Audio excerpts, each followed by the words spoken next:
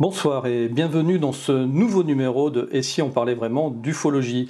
Pour m'accompagner ce soir, mes deux fidèles compagnons, Monsieur Marc Gray. Salut Marc. Salut tout le monde.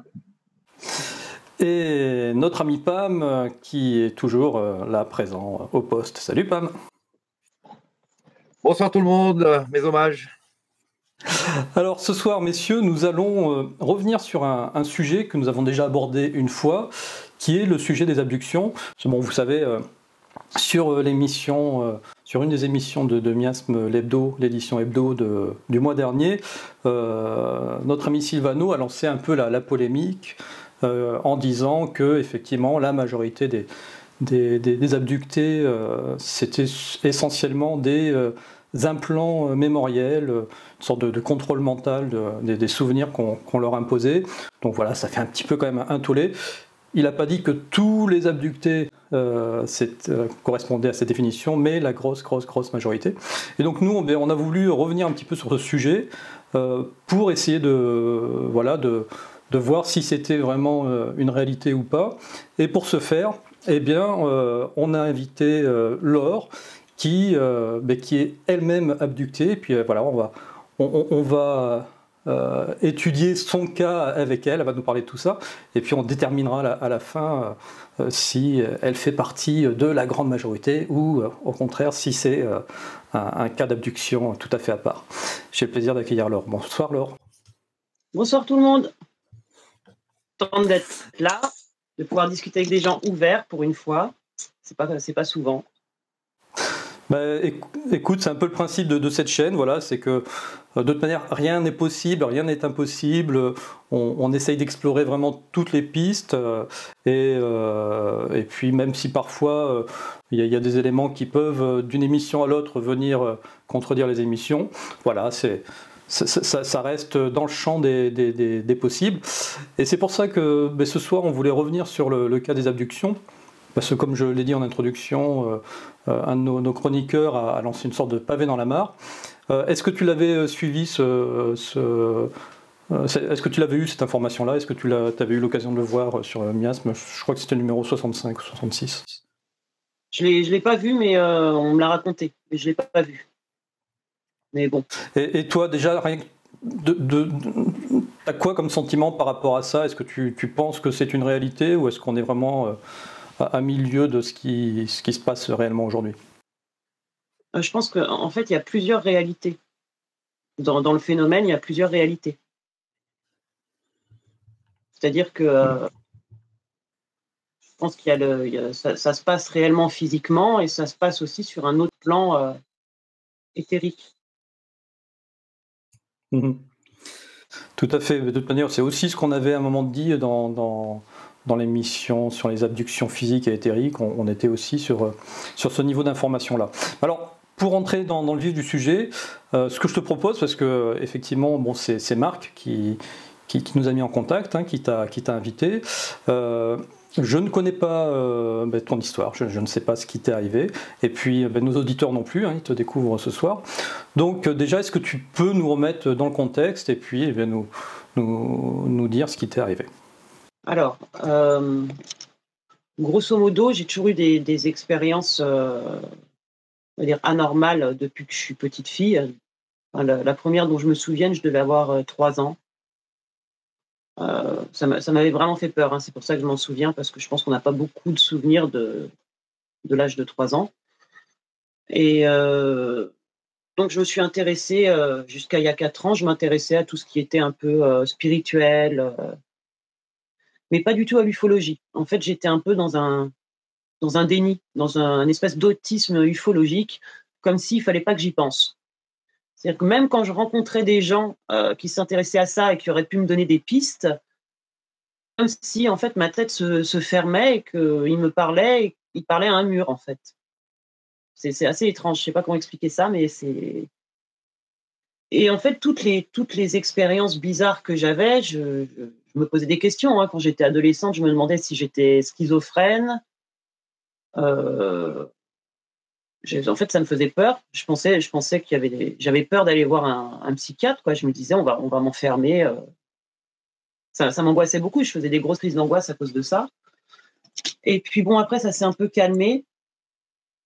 Donc, de monde parallèle, spirituel, mais jamais avec le mot extraterrestre. C'est un mot qui ne m'est jamais passé en tête en 30 ans. Mmh. Et quand on discutait avec tes parents, quand tu étais ado, ils en disaient quoi? Alors en fait, j'en discutais pas avec mes parents parce que je pensais vraiment que j'étais tarée. Et je me disais, si je dis ça à mes parents, ils vont m'emmener voir un médecin. Parce qu'en fait, ils m'ont emmené voir un médecin lorsque j'avais 5 ans parce que je parlais à un fantôme. Et puis en fait, le médecin a dit qu'il y avait de grandes chances que je parle vraiment à un fantôme. Et puis ils se sont rendus compte, après avoir fait des recherches, que la personne dont je parlais était morte dans l'appartement. Bon, eux, ils n'étaient pas au courant. Mais par contre, les fois où je me retrouvais dans les champs, où je me souvenais pas comment j'étais arrivée dans les champs, ça me faisait beaucoup plus peur que de parler à un fantôme. Je me disais: «Mince, je fais des choses sans m'en rendre compte». Une fois, j'ai disparu dans la maison, on m'a cherché un quart d'heure, j'ai réapparu dans une autre pièce, j'avais plus ce que j'avais à la main, quand j'ai disparu, avait disparu aussi. Je l'ai jamais retrouvé. Et en fait, je me disais que peut-être que j'avais une double personnalité, que j'étais schizophrène et j'osais pas en parler, en fait.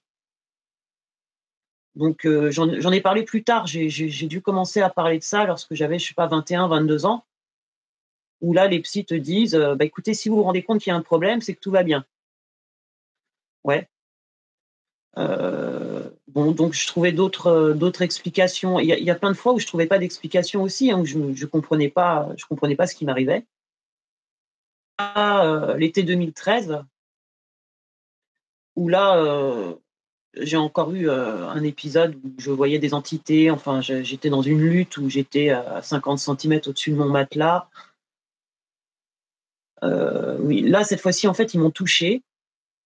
Et ça s'est passé en 2 épisodes pendant la nuit. Le lendemain, j'étais tellement mal que j'ai pas pu aller travailler. Et ma mère m'a demandé pourquoi j'avais des traces dans le dos. Et c'est quand j'ai vu les traces que j'ai vu que c'était, enfin, que ça correspondait à mon souvenir de la nuit précédente, où ça avait la forme, pour moi en tout cas, c'était évident que c'était la forme de la main qui m'avait touché le dos dans la nuit. Et là, en fait, j'ai basculé. Je me suis vraiment sentie très mal après, pendant 2 ans. J'ai perdu pied, en fait. Vraiment, je voulais plus dormir la nuit, j'étais totalement paranoïaque. Heu, enfin bon. Et en fait, c'est cet épisode-là qui m'a fait prendre conscience du mot déjà alien ou extraterrestre. Prononcé Mmh. avant, en fait. Et donc bon, après, il m'est arrivé d'autres choses aussi, hein, mais c'est cette expérience-là qui m'a fait prendre conscience, en fait. D'accord. Alors, c'est les photos que tu nous as envoyées, là, c'est celles que je suis en train de passer actuellement à l'écran. C'est celle-ci? Ouais. Et en fait, c'est dommage parce que j'ai pas pris les photos le jour même. C'est-à-dire que les marques avaient déjà étaient plus aussi vives et avaient déjà ça s'était déjà amoindri, en fait. Oui, mais en tout cas, il y avait le témoignage de ta mère qui a pu au moins constater qu'il y avait des marques dans ton dos qui n'étaient pas normales, surtout si elles n'étaient pas là la veille et que tu n'étais pas sorti faire la fête avec des copains, aller en boîte de nuit, etc., quoi. Si je m'adresse 2 secondes à Marc et à Pam, Marc, on a fait il n'y a pas très longtemps le premier épisode au cœur d'X-Files. Et là, ce que nous raconte Laure, j'ai l'impression de revoir le cas de Duane Barry dans l'un des épisodes qu'on a analysé. Oui, exact, ouais. Tout à fait.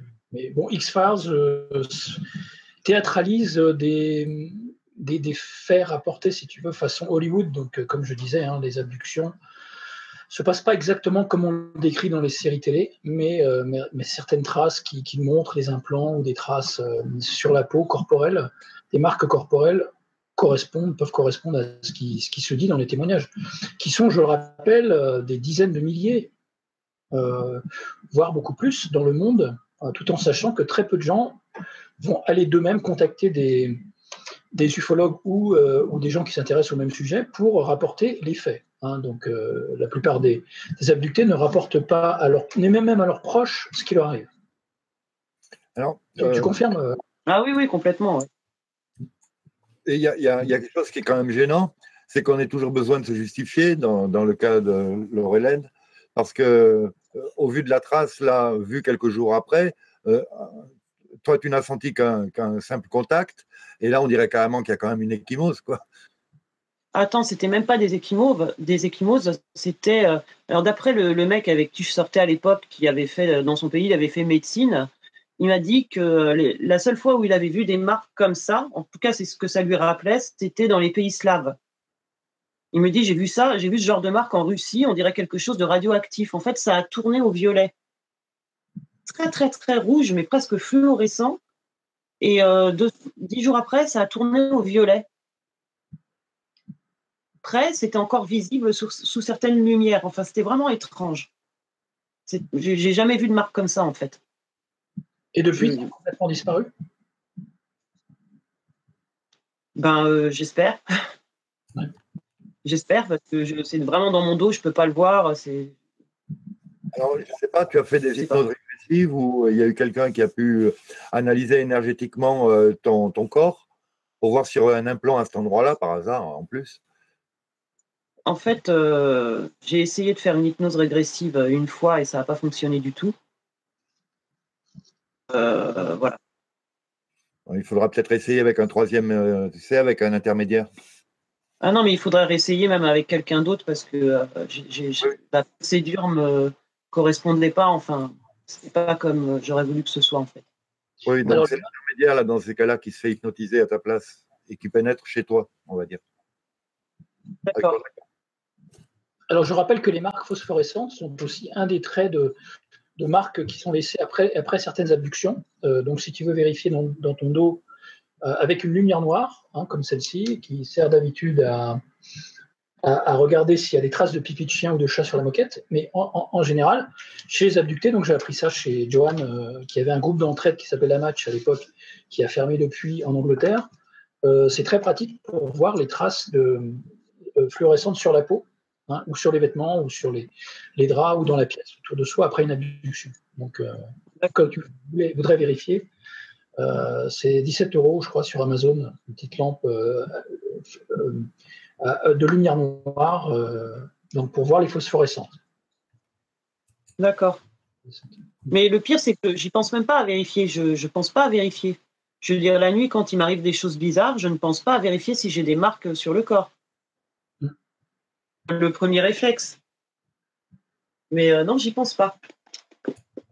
Enfin, Alors, si du coup on reprend un petit peu le fil de la chronologie, donc ça, tu avais 20, 21 ans, c'est ça, où on va dire c'est la première fois où tu as conscience qu'il y a des êtres dans la chambre où tu dors qui te touchent alors que tu es en lévitation d'une 50aine de centimètres, c'est ce que tu avais l'air de dire. donc ça, c'était à l'âge de 33 ans. Ah, de 33 ans, d'accord. Ok. Jusqu'à mes 33 ans, comment dire ça? Quand je dis que j'étais autiste à l'ufologie, c'est-à-dire que pour moi, il était tout à fait naturel qu'il y ait de la vie partout dans l'univers, mais si tu commençais à me parler d'ovnis ou d'aliens, je passais à autre chose. C'est même pas que je ne voulais pas en parler, c'est que c'est comme si on m'empêchait d'y penser.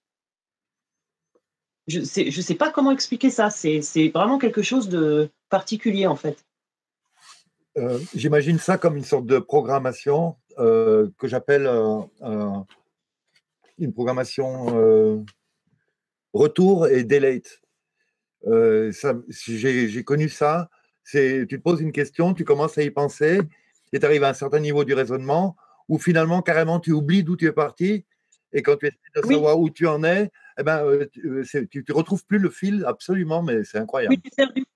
C'est vexant, Exactement. hein, c'est vexant parce qu'on se dit, mais mince, je l'avais là et on ne comprend pas. Oui, exactement. Et ça peut être accompagné plus ou moins d'une sensation absolument désagréable de ne pas y toucher, de n'y revient pas, à moins qu'on ait un peu digéré la chose, ce qui est plus ou moins mon cas, auquel cas, juste, il reste encore le programme du style, mais à quoi je pensais? Exactement. J'ai l'impression que c'est une programmation extérieure. C'est pas notre subconscient qui coupe, ça a été induit par l'intrus.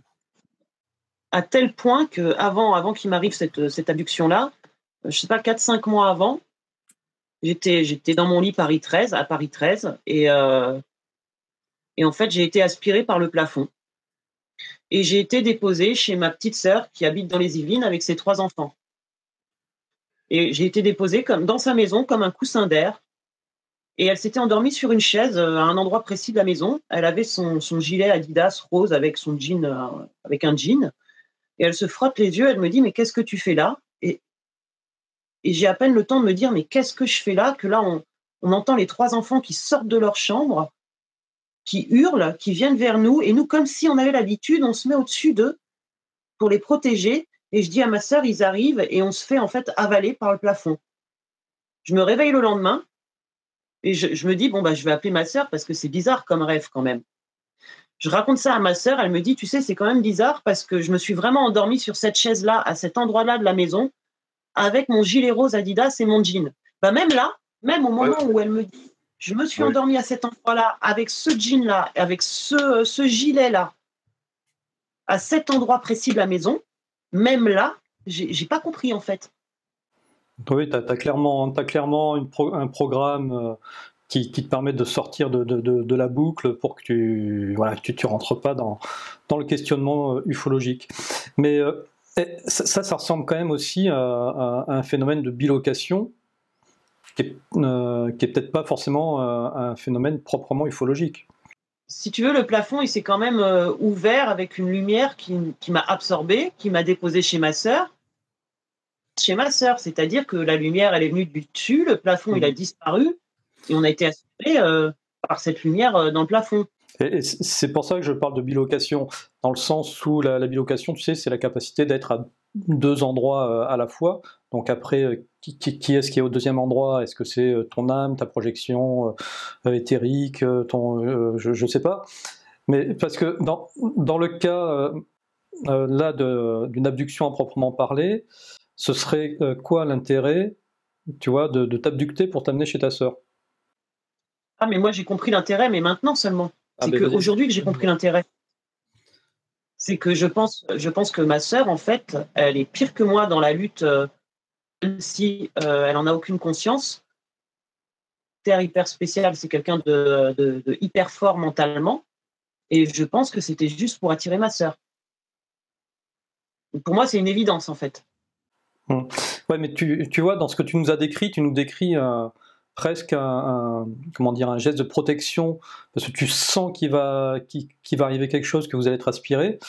Donc, est-ce que ça va pas plus loin, tu vois? Est-ce que c'est pas finalement, et je reviens encore sur mon histoire de bilocation, toi qui sens que ta sœur elle va se faire abducter, tu te projettes chez elle, histoire de la protéger, et puis finalement ça marche pas parce que dans tous les cas, abduction il y a. Comme il y a eu le même espèce de vrombissement, pardon, chez moi quand je me suis fait emmener, et chez ma sœur quand on s'est fait emmener, enfin quand on s'est fait aspirer, je me dis que c'est le même phénomène. Parce que c'est exactement la même sensation, que tu as tout qui bouge, que le plafond en fait devient transparent, qu'il y a une lumière qui t'aspire. C'est pas, je suis pas sortie de mon corps et je suis arrivée chez ma sœur. C'est pas ça le truc. Enfin, moi, je l'ai pas ressenti comme ça en tout cas. Oui, là, on est vraiment dans du téléportation, Monsieur Spock, quoi. C'était pas son corps qui s'est senti aspiré physiquement, quoi. Ouais. Alors, j'avais entendu parler d'une fois où certains gris sont en désaccord avec leur soumission au Draco qui les envoie faire ces abductions, et parfois laissent des indices de façon à nous éveiller. C'est-à-dire, ils nous mettent pas les mêmes habits avec lesquels ils nous ont abductés, ou ils laissent des indices comme ça, qui laissent à l'abducté la possibilité de se rendre compte qu'il y a un temps manquant, une abduction, voire autre chose. Et c'était un moyen pour ces petits gris-là, donc un petit peu de saboter le travail des Dracos, si on peut dire. Et de l'autre côté, nous, on peut s'en servir pour avoir des indices mais il y a un truc qui cloche là. Je me rappelle encore une vacances, il y a un môme le matin qui s'était levé avec un tricot à rayures du plus mauvais effet, et vraiment, c'était pas son genre de le porter, il comprenait pas d'où ça lui venait. Et moi, j'avais dit, mais il s'est fait visiter dans la nuit, Alors, non, quand on est petit, on se réveille rapidement, hein, normalement, et on ne se couchait pas ivre, hein, c'est une petite colonie de vacances. Et donc, vraiment, là, a priori, il y aurait eu peut-être, j'y ai repensé ces dernières années, hein, mais donc ça date quand j'avais, enfin, il y a 40 ans de ça, quoi. Bah, Jacobs et Bob Hopkins et même John Mack, je crois, en parlent dans leur bouquin et disent que c'est simplement des erreurs hein, de la part des E.T., hein, c'est tout. Ah, c'est pas du sabotage volontaire. Non, c'est involontaire. Ils vont juste trop vite, en fait. Ouais, c'est ça. Ils ont trop de fringues à remettre à tout le monde et du coup, ils mélangent. C'est pas les tailleurs, en fait. C'est ça. Donc là, allez, on revient sur tes 33 ans, Laure. Donc, 33 ans, c'est là où tu as donc l'abduction avec les marques dans le dos que ta mère voit, et c'est là où tu prends réellement conscience, cette fois-ci, que mais c'est peut-être pas la première fois que ça t'arrive. Ah oui, non, mais en fait, c'était pas la première fois que ça m'arrivait, mais avant, je pensais que c'était moi qui délirais, en fait. C'est-à-dire que là, j'aurais pas vu la marque dans le dos. Je continuais à me dire, mais attends, mais j'ai des hallucinations complètement folles. Je continuais à angoisser, en fait. Là, j'ai angoissé d'une autre façon, en fait. En me disant, mais en fait, ce que je pensais être des hallucinations, ça m'arrive réellement. Ouais, c'est ça. C'est-à-dire que rétrospectivement, tu t'es dit merde, en fait, tout ce que j'ai pu me dire, ben non, tout ça, c'est mon délire, c'est dans ma tête, etc. Tout ça, ça m'est arrivé. Et du coup, quand tu rembobines le film, est-ce qu'il y a un événement sur lequel tu t'arrêtes où tu te dis merde, si tout ça, c'est pas des hallucinations, celui-ci, cet événement-là, il m'est vraiment arrivé, et là, ça craint. Est-ce qu'il y en a un marquant vraiment? Oui, oui, j'en ai plusieurs de marquants. Hein. Pour moi, c'est toujours marquant, hein, de toute façon. Il y a la fois où je me suis réveillée avec le nez cassé, où je dormais sur un matelas blanc. Contre le mur, il y avait un autre matelas blanc. Le lit était à 1 mètre du sol. Je me réveille parce que j'ai mal au nez et j'ai du sang sur le visage. Donc, je vais voir un ORL qui me dit, mais dites-moi, vous vous êtes fait taper par votre mec? Je lui dis, ben non, je dormais toute seule, je me suis fait taper par personne. J'étais vexée, je vais en voir un second et le second a mis dans mon sac en douce un papier pour les associations de femmes battues. Et donc, bah, je suis revenue le voir. Je me souviens que j'avais fait un scandale avec la secrétaire. Je lui ai dit, laissez-moi passer, je veux parler au docteur, je ne sais plus comment il s'appelle. Et je lui ai dit, vous vous foutez de ma gueule. Il me dit, madame, vous ne pouvez pas vous faire ça toute seule. Et si je vous dis que je me suis réveillée comme ça ce matin, pourquoi je vous mentirais? Bah, vous mentez parce que vous êtes une femme battue, et comme plein de battues, vous avez le syndrome de la femme battue. Enfin, un truc, mais délirant, quoi. Bah, ça m'avait vachement vexée. Mais en fait, j'ai eu plein d'expériences qui m'ont un peu.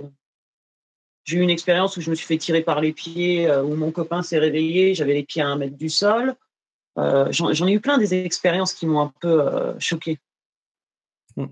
Donc tu disais par exemple là comment dire, ce cas où tu te sens tiré par les pieds alors qu'il y a ton ami qui dort à côté de toi, il s'est jamais rendu compte de rien? Si, il s'est réveillé au moment où en fait il a eu le temps de voir mes pieds en l'air et mes épaules qui touchaient le matelas. Pardon.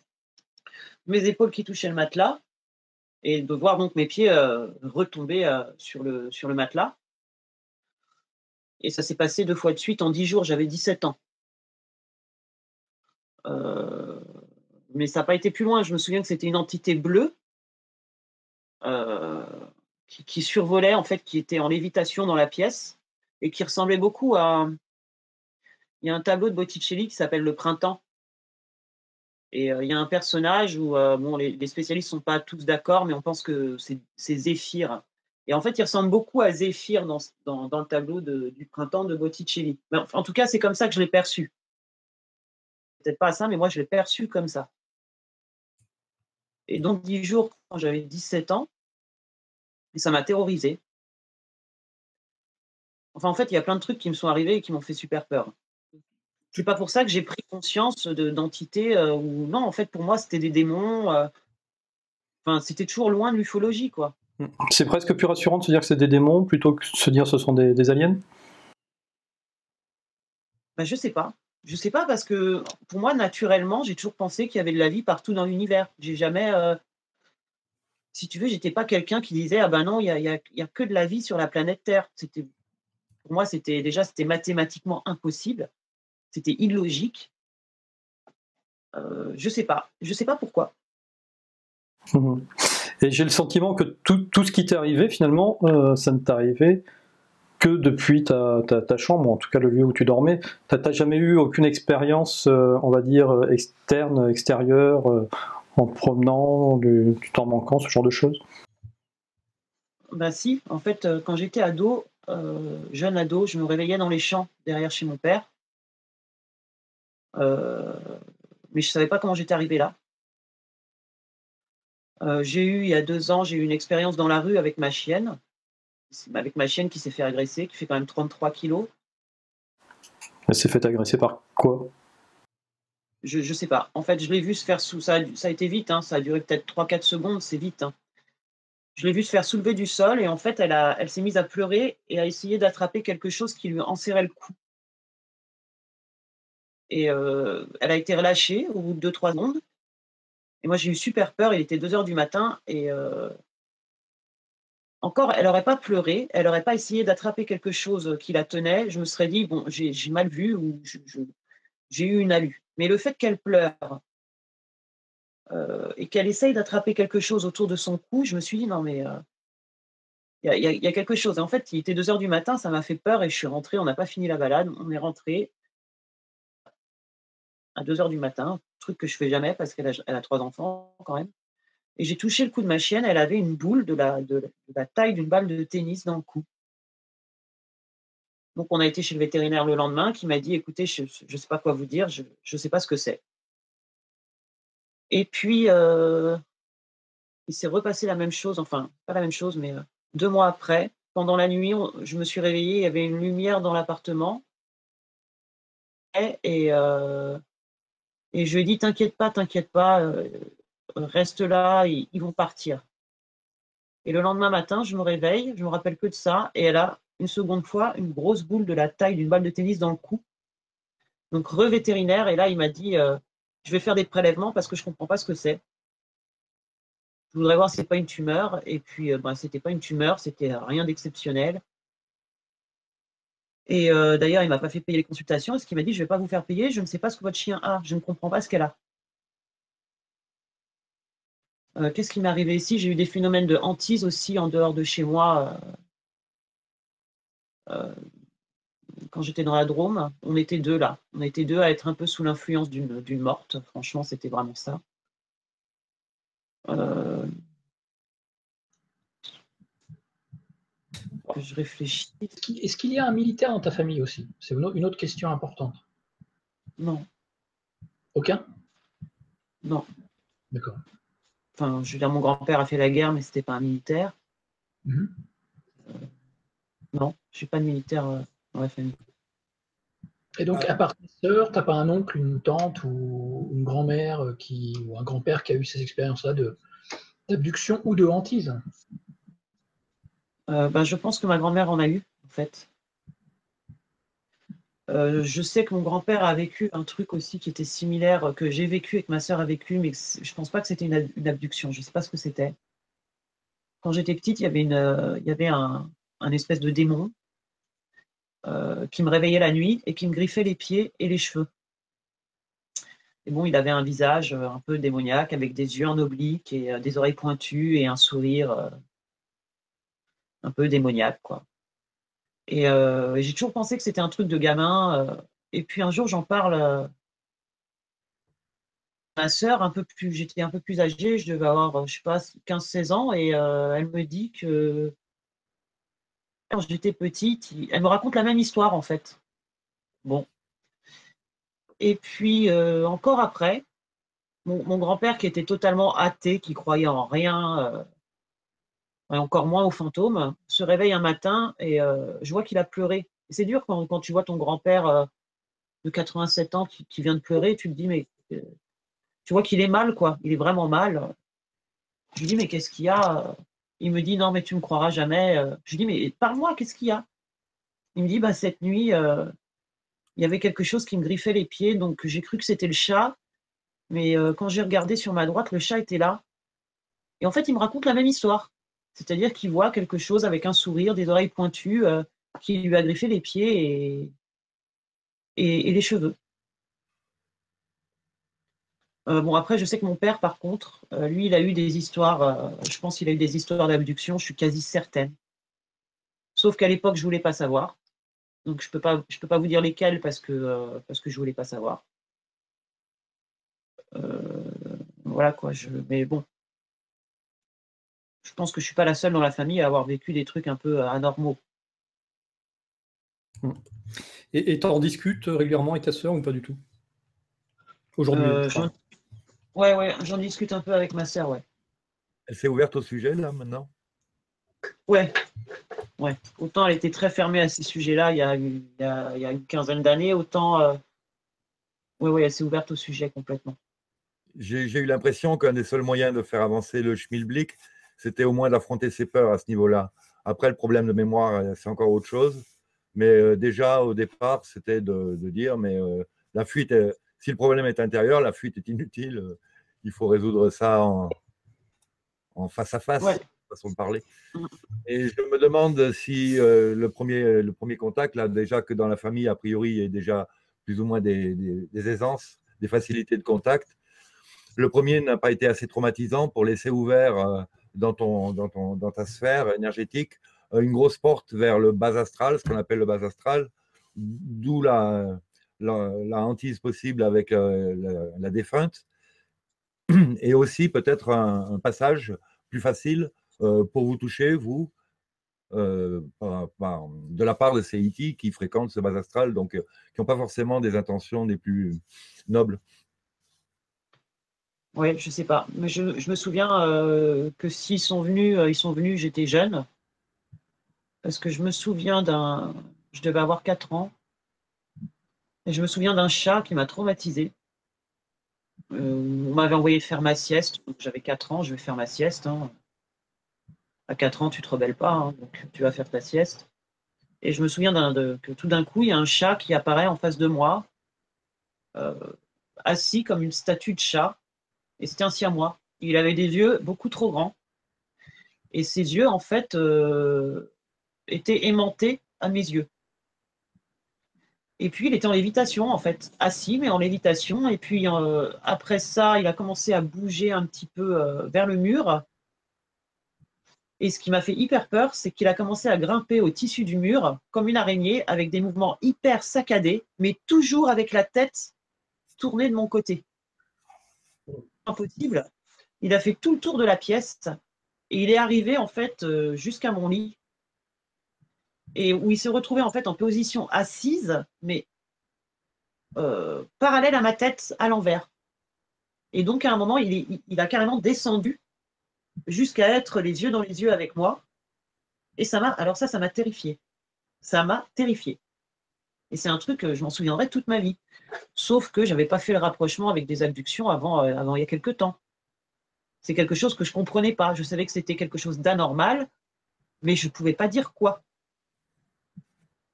Tandis qu'aujourd'hui, je suis quasiment sûre que c'était en rapport avec des aliens. J'en suis. Et c'est donc un souvenir écran, quoi. Un souvenir écran, ils se font passer pour d'autres êtres, comme on a beaucoup d'exemples chez les petits, ils se font passer pour les parents proches, les proches, ou des amis, ou la petite sœur, le petit frère, ou l'oncle, ou la tante, etc., quoi. Ou le chat, ou des clowns, même. Ou la terreur des clowns chez Des Il y a un Américain aussi en ce moment qui parlait de synchronicité et de présence de chouettes. Les gens voient des chouettes aussi. Des chouettes, des hiboux, des hiboux, élans. voilà. Avec toujours les yeux qui ne sont pas vraiment ceux de la chouette en plus, et qui seraient comme pour ceux du chat, vraiment une référence directe au petit gris, quoi. C'est beaucoup moins chouette que les chouettes. Ouais. Alors, Marc, ce serait quoi finalement l'utilité de ces souvenirs écrans? L'utilité, c'est le camouflage, tout simplement, et l'anesthésie de conscience, quelque part. Les mettre en confiance l'abducté avec des archétypes, des archétypes qu'ils connaissent, avec lesquels ils sont en confiance, comme des proches, comme des. Ça se passe bien, là. Hein. Ça, c'est quand ça se passe bien. C'est quand ça se passe bien. Sinon, oui, ça te met aussi dans un état particulier qui leur réouvre la porte avec justement les frayeurs, les souvenirs. Parce qu'on peut augmenter ces souvenirs désagréables en créant une frayeur immaîtrisée et qui après reprend tout de suite le terrain. Si on n'a pas réglé le problème, on est vraiment très fragile sur ces terrains-là. Et sur tous les terrains émotifs d'ailleurs, hein, même si c'est une relation amoureuse qui tourne mal, il y a des fois des discussions sont pareilles, inabordables, parce que tout de suite tout le monde est dans les tours avec le cœur qui palpite et perd son sang-froid, quoi. Et donc n'est pas du tout capable d'affronter la situation, au moins de manière neuve. Mais les souvenirs écrans, finalement, ce serait un moyen de faire oublier la personne l'événement qu'elle a vécu, et au pire, si elle essaie de s'en souvenir, c'est un autre souvenir qui vient se rajouter à la place, se substituer par rapport à ce qui s'est réellement passé. Et quand il y a des bugs, ça donne ces histoires de chats comme ça qui se trimballent comme des araignées, parce que là, le souvenir, il a mal été implanté. Je pense qu'ils m'ont implanté ce souvenir-là. Peut-être qu'ils n'ont pas bien étudié les déplacements d'un chat, je ne sais pas. Mais je pense qu'ils m'ont. En fait, c'est une technique qu'on a, nous, humains, hein, c'est détourner l'attention d'un stimuli et ne pas le percevoir. J'ai vu ça dans une vidéo de l'Académie royale de Belgique par un chercheur en neurosciences qui est super connu et qui expliquait ça. Et c'est quelque chose de basique. Affaiblir le stimuli qu'on veut cacher et augmenter celui la mémoire s'attache, ça s'appelle un effet subliminal, en fait. Mais c'est un truc basique, apparemment. Cette manipulation-là, je ne vois pas qu'est-ce qu'elle a d'autre comme but que de... C'est quoi le camouflage, déjà, de ces êtres qui sont passés pour d'autres êtres humains ou animaux, c'est pour pas qu'on voit vraiment leur forme et leur vrai visage et leur aspect. C'est aussi pour qu'il n'y ait pas de peur chez l'abducté. Si le petit enfant voit un visage de gris devant lui au lieu d'un parent proche ou d'un chat, par exemple, quand ça ne bloque pas, ça marche, la plupart du temps d'ailleurs. Moi, ça m'a terrorisé. Hein. J'étais terrorisé. Le seul truc, c'est que j'étais paralysé. Je ne pouvais pas crier, je ne pouvais pas bouger. Mais ça m'a terrorisé. Le chat, il me terrorisait. Tu vois un chat qui grimpe sur un tissu, ok, mais avec la tête qui se tourne vers toi, absolument anormaux, je peux te dire que c'est pas un petit chat mignon. C'est pas un joli petit chat que tu as envie de caresser. Non. Tu as envie de te tirer en courant, mais tu peux pas bouger. Rien faire. Alors, si on peut faire un rapport avec une autre rencontre rapprochée en très bas âge, très jeune âge, c'est Simon Parkes, l'ancien politicien anglais, qui je crois s'est quand même retiré du jeu politique, qui lui aussi a eu un contact vers ses 3 ans ou 4 ans. Et lui aussi, ça avait commencé par le tétaniser, parce qu'il me semble que c'était entre une mantis et un draco, hein, donc bonjour l'ambiance. Voir un être de feu, style Jean, soit voir encore d'autres personnages, enfin tous aussi incompréhensibles, si on peut dire, les uns que les autres. Et il me semble que la mantis, la menthe en fait, qui est censée être sa mère, en tout cas spirituelle, l'a tout de suite mis en confiance en lui disant mais pourquoi veux-tu qu'on te fasse du mal, ou lui a tout de suite a mis les choses au clair, ce que n'a pas fait ton chat en disant est-ce que ça t'amuse, c'est drôle ou non, tu vois. Ça aurait pu être une entrée pour un jeu, une mise, tu vois, une entrée en matière pour une camaraderie de jeu, comme il y a plein d'enfants qui ont leurs petits amis invisibles ou pas invisibles, ou les petits, parce qu'il y a d'autres enfants qui ont parlé de leur rencontre à l'époque. Et souvent, au bout d'un certain temps, ils ont un gros blanc pendant des années et des années. Pareil, ils ne se rappellent plus de rien. C'est à l'occasion d'une discussion, l'autre qui lui dit « Mais tu te rappelles quand on allait… » Il dit « Ben non, même parfois, il y a carrément oblitération du souvenir. » Oui, alors je parlais après en grandissant de la terreur des clowns. Ça vient de là aussi par rapport aux petits abductés. C'est-à-dire qu'ils se sont aperçus sûrement dans leur inconscient que ce n'était pas des clowns, et cette image écran était mise là parce que les petits, pour eux en tout cas, ils identifient le clown à quelqu'un de sympa qui fait rire, etc., dans un cirque, quoi. Donc, ça n'a pas marché sur leur inconscient, d'où la terreur des clowns plus tard. Et d'ailleurs, ils ont fait plusieurs films d'ailleurs sur des clowns qui terrorisent les gens qui viendraient d'autres planètes dans des films, dans des espèces de séries B, là, des nanars, quoi. Je ne sais pas si vous en souvenez. les tueurs de je sais plus quoi, de quelle planète. Bon, bref, mais c'est juste un exemple parmi d'autres, mais ça a été rapporté dans des cas d'études d'abduction sur les enfants. Ouais, moi je déteste les clowns, ça me fait pas rigoler, ça me fait flipper, je déteste ça en fait. Vraiment, c'est. Ah, tu regardes pas nos politiciens là. Qu'est-ce qui relierait chaque cas en fait? Parce que tu nous avais donné un plan intéressant sur tes observations, non seulement de tes expériences, mais des expériences aussi que tu as récoltées, parce que tu parles à d'autres abductés, tu es même allé te faire aider par une association dont on va taire le nom. Et puis, donc ça te permet aussi, et tu étudies aussi les cas en ligne de différents sites. Est-ce que tu peux nous en parler de tout ça? C'est déjà ce que John Mack il avait remarqué, que ce soit un cas au Japon, aux États-Unis ou en Afrique, si la forme est différente, le fond est systématiquement identique. C'est-à-dire qu'en fait, l'entrée dans l'expérience, l'état psychologique ou mental dans lequel on est durant l'expérience est similaire, quel que soit l'endroit où tu te trouves, quel que soit ton âge, ta situation sociale ou ton inconscient culturel. C'est ce qui a fait dire à John Mack qu'il se passait réellement quelque chose. Puisque à chaque fois, c'est toujours similaire. Ce que je veux dire, c'est que, excepté les gens qui croisent des aliens par hasard, c'est-à-dire qu'ils sont souvent, ce sont des gens qui sont témoins d'un accident d'OVNI, et donc qui ne sont pas abductés et qui sont donc dans un état de conscience normal, comme celui dans lequel on est tous les jours. Le reste, ils sont dans un état de conscience modifié, similaire à une hypnose, en fait. Enfin, je ne sais pas si je m'exprime correctement, mais... Oui, c'est bien ça, oui. Ouais, voilà. C'est toujours pareil, c'est-à-dire qu'il y a des gens, ils vont te dire, quand tu leur demandes, non mais essaye de définir cet état, alors il y en a, ils vont te dire, bah, c'est comme si tu étais un peu sous une drogue, c'est-à-dire que tu es conscient comme d'habitude. C'est difficile à exprimer en fait avec des mots personnels. Tu es conscient, mais tu n'es pas dans ton état de conscience dans lequel tu es l'état de conscience dans lequel tu es dans la vie de tous les jours. Mais tu n'es pas endormi non plus. Donc, tu es comme sous hypnose. Et c'est pour tout le monde pareil.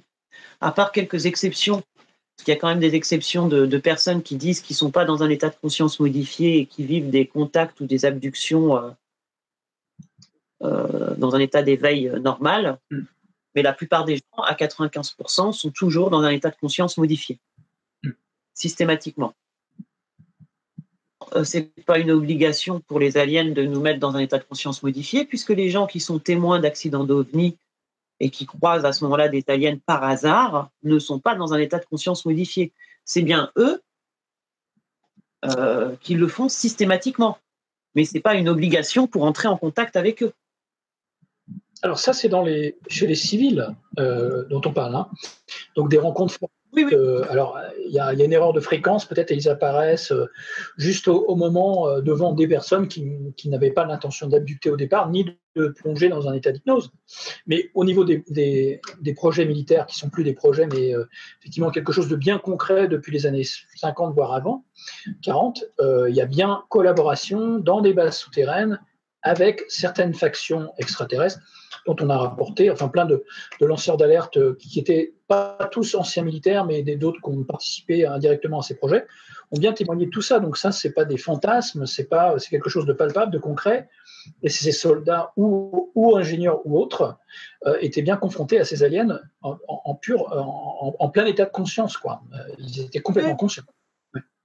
Et, en plus, ça recoupe quand même le témoignage de plein d'abductés, hein. Des histoires de militaires, je dirais, il y en a des tonnes, des histoires d'abductés, des histoires de milabs, il y en a plein. Donc moi, j'ai pas ce genre d'expérience, mais j'en ai lu plein. Donc c'est quand même pas un hasard si ça se recoupe au point où tu te dis que même dans les détails, ça se recoupe. C'est ça qui est dingue en fait. Moi, c'est ce qui me fait dire que c'est vrai, en fait. Ouais, mais alors tu vois, pour le coup, si je reprends le raisonnement, la discussion qu'on a eue avec Silvano sur le sujet, il dit que justement ça se recoupe tellement bien, c'est parce que finalement c'est une sorte de scénario qu'on t'implante et qui est le même pour tous, et c'est pour ça que tout le monde a le même niveau de détail et quasi la même histoire. Non, tout le monde n'a pas le même niveau de détail. Il y a des gens qui ont des souvenirs conscients, il y a des gens qui ont des souvenirs qui viennent uniquement sous hypnose. Quand il y a des détails, ça se recoupe. C'est ça qui est intéressant quand même. C'était simplement un scénario, pourquoi déclassifier certains documents ou pourquoi même garder secret et faire de la rétention et même tuer les gens qui lancent des alertes sur ces sujets depuis 70 ans. Tu vois, ça n'a aucun sens de dire que c'est une projection d'un scénario, tout ça parce que Corrado Malanga a tourné sa veste récemment avec son dernier bouquin et que Silvano veut absolument suivre tout ce que Malanga raconte et dit, mais il va dire le contraire la fois d'après. Donc ça n'a pas une grande valeur. C'est exactement le même discours avec Philippe Solal il y a quelques années avec OVNI et Conscience. C'est exactement pareil. Tout est une projection de conscience, mais à ce moment-là, toute notre réalité est une projection de conscience. Donc à ce moment-là, il n'y a rien de palpable, il n'y a rien de concret, il n'y a rien de réel. Donc, effectivement, si on part de là, tout ce qu'on peut toucher, tout ce qu'on peut vivre, c'est une projection de conscience. À ce moment-là, on ne discute plus de rien du tout, rien n'est réel. Même si on a des traces physiques, psychiques, mentales, on a des apparitions, on a des documents, on a des photos, des vidéos, des témoignages par milliers. Et puis, il n'y a pas que les hypnothérapies qui attestent de la véracité des abductions, du côté factuel des abductions. Donc pour moi, c'est du pipeau. Non, c'est pas. Non, parce que là, tu mets un peu tout dans le même sac. Il est bien évident qu'à partir du moment où il y a des traces physiques qui sont mesurables, comme ça l'était sur l'or, on n'est plus dans ce schéma-là. Ou des implants. Et oui, les implants. On va parler après. Et des implants physiques. Après, effectivement, pour les implants éthériques, ça peut être aussi un niveau d'information qui a été, j'allais dire, implanté comme une image, te donnant l'impression que tu as un implant éthérique. Non, parce qu'il y a l'éthérique et il y a l'implant holographique aussi. Alors là, tu vas me perdre. Et l'implant holographique, ça va vous plaire énormément, en rapport avec la formation de la matrice. Forcément. Bon, de toute manière, comme l'a dit Marc, on reviendra tout à l'heure sur les implants. Moi, je voulais quand même revenir sur une question que je voulais poser à Laure depuis tout à l'heure. À partir du moment où toi, tu as pris conscience du coup de ce qui t'arrivait, est-ce que il t'est arrivé les mêmes choses ou est-ce que justement, au contraire, tu as pu, d'une façon ou d'une autre, t'opposer à ce qui t'arrivait? En fait, déjà, si j'ai pris conscience du truc, c'est parce que j'étais en train de m'opposer. J'étais en train de lutter. C'est-à-dire que mon expérience, elle est un peu longue à raconter, mais quand ils sont apparus, donc déjà, j'ai le souvenir. Donc, j'étais au-dessus de mon lit en lévitation. J'avais une espèce de courant qui passait à travers mon corps pour m'emmener, en fait, pour me mettre en lévitation, quoi. Et ils voulaient m'emmener quelque part. Je me souviens que sur le coup, je savais exactement ce qu'ils voulaient faire, que je les avais déjà vus, c'est-à-dire que je les connaissais depuis, j'avais le sentiment de les connaître depuis longtemps, même s'ils avaient eu un nom, j'aurais pu dire comment ils s'appelaient. Là, dans mon état de conscience actuel, mon souvenir, il est bloqué, mais à ce moment-là, je sais qui ils sont, qu'est-ce qu'ils veulent, qu'est-ce qu'on va faire et depuis quand on se connaît. Et en fait, j'étais en lutte contre eux, je ne voulais pas y aller, et je résistais. Plus j'avais mal. Et en fait, il m'est réarrivé le même genre d'expérience par la suite, sauf que les deux années qui ont suivi, en fait, j'étais tellement en parano tout le temps que j'étais tout le temps sur la défensive, en fait. J'étais tout le temps prête à ce que ça arrive. C'est hyper fatigant, en fait. Parce que déjà, tu veux pas dormir, ou alors tu veux dormir, mais que 2-3 heures dans la journée, parce que tu as l'impression qu'ils viennent plus facilement la nuit. Et dès qu'il y a le moindre bruit, tu es prête à réagir. Et donc, ça m'est réarrivé, en fait, dans la même maison, en 2015, en février 2015, où j'ai commencé à être paralysée. Et en fait, dès que je sens la paralysie qui arrive, je fais tout pour bouger. Et si tu arrives à bouger, en fait, tu casses la paralysie. Donc, parce que je les ai quand même vus, j'ai quand même commencé à voir les entités qui arrivaient, qui commençaient à se matérialiser. Je ne sais pas s'ils se matérialisaient vraiment, mais en tout cas, je commençais à voir leur image s'afficher en fait devant moi. Donc, j'ai réussi à casser la paralysie et ça s'est arrêté. Par contre, j'ai pas dormi de la nuit. J'ai fait une nuit blanche. Toi, t'en as vu de plusieurs espèces? Tout à l'heure, tu parlais, il me semble, de gris, tu parlais d'un grand bleu. C'est quand j'étais petite, mais le jour de 2013, c'était 2 gris. Et à l'époque, j'ai pensé que c'était, mais j'étais persuadée que c'était un insecte, genre une menthe. Mais j'étais persuadée. Aujourd'hui, maintenant, ça fait 4 ans. Je me dis, est-ce que c'était vraiment un insecte? En tout cas, c'était vraiment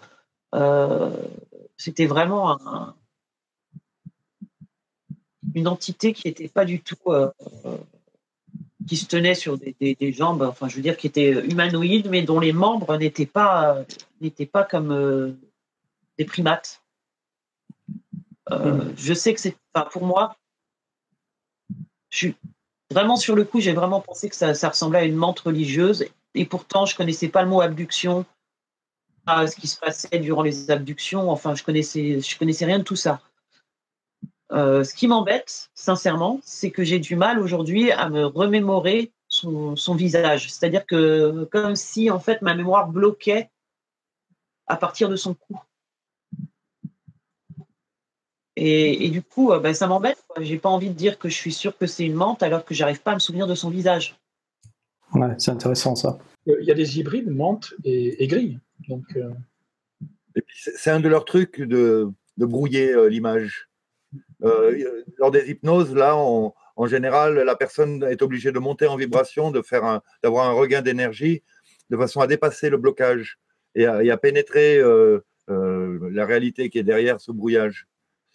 Mais pas dans la hiérarchisation des races extraterrestres qui abductent l'humanité. La menthe, elle se situe à quel niveau? généticienne. Elle est presque un peu au-dessus, à la même hauteur que les dracos, et en dessous de d'autres races qui auraient 5 ou 6 doigts, des roues. Et ensuite, on arrive aux archétypes style égyptien, Horus-Ra, qui sont en fait une association de 2 entités, l'une ayant un corps et l'autre ayant une volonté, si on peut dire, très, très schématiquement parlant. Et là, on est presque en haut de la pyramide qui amène à l'archonte plus ou moins transhumanoïde, si on peut dire, en plus. Et plus ou moins infecté par des nanites ou une intelligence artificielle, si ça se trouve aussi en plus.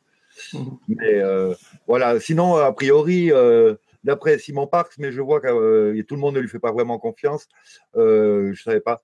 Normalement, les mantis ont décidé dernièrement, alors qu'auparavant, ainsi que les autres prédateurs, si on peut dire, tous avaient un intérêt à se servir de l'humanité.